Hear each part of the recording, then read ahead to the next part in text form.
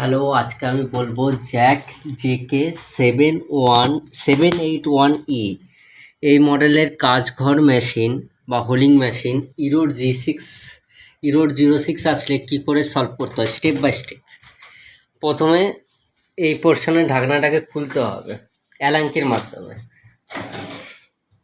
এরকম একটা ঢাকনা বা কভার আছে, খুলতে হবে। খুলে এই যে সেন্সারটা আছে, এই সেন্সারে ভালো করে পরিষ্কার করতে হবে যাতে কোনো ধরনের ছাট বা কোনো তেলের কোনো পদার্থ বা কোনো ধরনের নোংরা না লেগে থাকে। এটা পরিষ্কার করার পর ভালো করে ক্লিন করার পরে যদি আপনাদের কাছে এই মেশিনটা অ্যাভেলেবেল থাকে, এটা দিয়ে একবার করে ওয়াশ করে নিতে পারেন। যদি না অ্যাভেলেবেল থাকে, কাপড় দিয়ে পরিষ্কার করলেও হবে। শুকনো কাপড় দিয়ে পরিষ্কার করার পরে মেশিনটাকে অফ করে অন করে চালাবেন। তারপর থেকে চাপ পড়ার সমস্যা হবে না, আরামসে আপনি রোলিং মেশিন চালাতে পারবেন, কন্টিনিউ করতে পারবেন। তখন থেকে প্রবলেমটা আসবে না।